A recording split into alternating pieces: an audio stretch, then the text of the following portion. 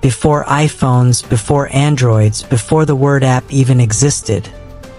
There was a device that promised to put your entire life into the palm of your hand. Pocket-sized screen, plastic stylus, a glowing green display that whispered, "The future is here." It wasn't Apple. It wasn't Google. It was Palm.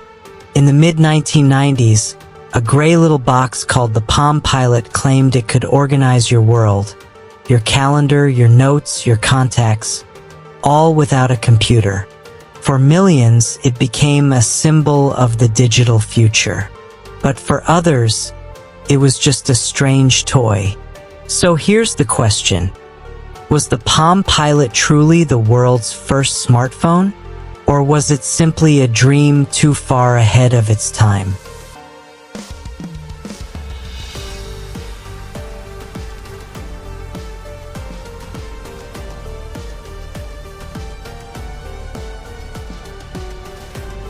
The early 1990s were a strange in-between world.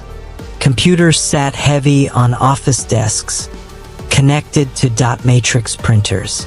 The internet existed, but only for researchers and early adopters. Out in the world, communication relied on pagers, landline phones, and fax machines.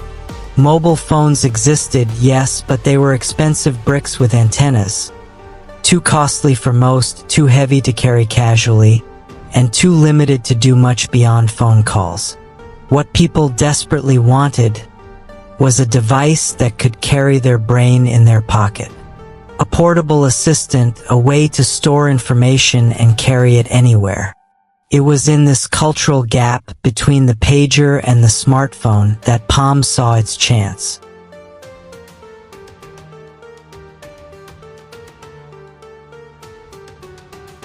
Palm Computing was founded in 1992 by Jeff Hawkins, Donna Dubinsky, and Ed Colligan. Their mission was ambitious: create a personal digital assistant, or PDA. The first Palm Pilots launched in 1996. The Pilot 1000 and Pilot 5000. They were small, light, and surprisingly powerful for their time. Instead of a bulky keyboard, Palm introduced something radical: graffiti handwriting recognition. Using a plastic stylus, you could write letters on the screen, and the Palm Pilot would translate your strokes into digital text. It could store thousands of contacts, calendars, to-do lists, and notes.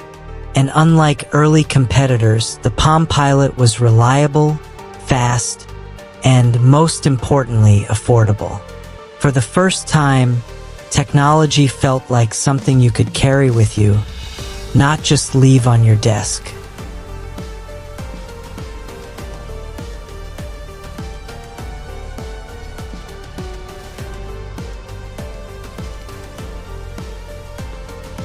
By the late 1990s, the Palm Pilot wasn't just a gadget, it was a movement. Business professionals carried it to meetings. Doctors used it for patient records. Students used it to keep track of notes. For many, it became a status symbol. Pulling out a Palm Pilot meant you were on the cutting edge. Syncing was another revolution. You could connect your Palm Pilot to your PC, and it would automatically update your calendar, contacts, and notes. This seamless synchronization was unheard of at the time. Palm became synonymous with efficiency, modernity, and even power. In the late 1990s, Palm Pilots sold by the millions, dominating the PDA market and leaving rivals like Apple's Newton far behind. The world began to whisper, "Is this the future of communication?"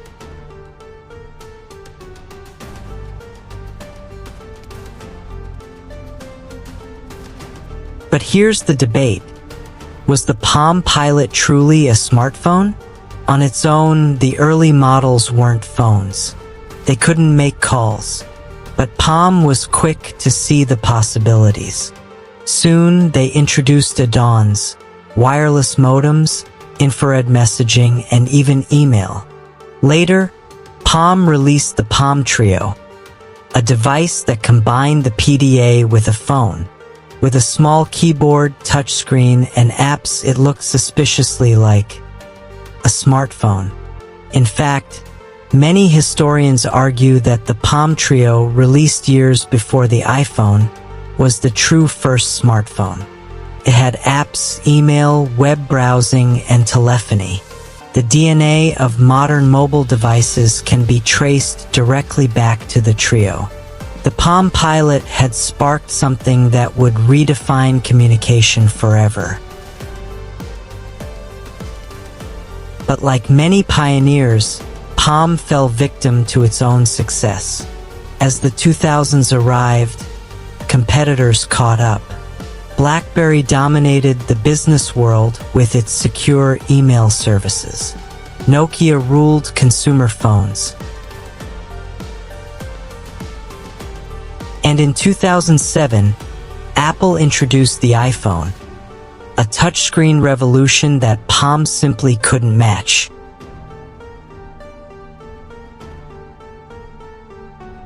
Palm tried to reinvent itself with Palm OS, then with WebOS, sleek, innovative, but too late. By 2010, Palm was acquired by HP, and within a year, Palm was gone. The dream of the Palm Pilot had ended.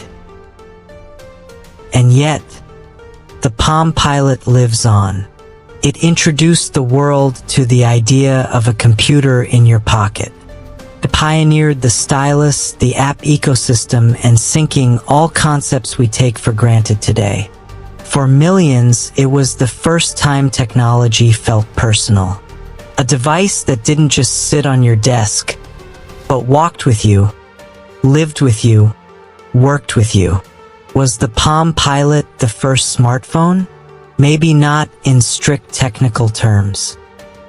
But it was certainly the first device to make the world believe a smartphone was possible. And that belief changed everything.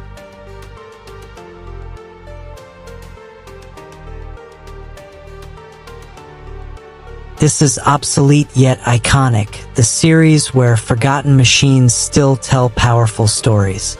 If you enjoyed this deep dive into the Palm Pilot, hit that like button, share with your friends, and subscribe for more untold tech history. The next episode might just feature the device you once carried in your pocket.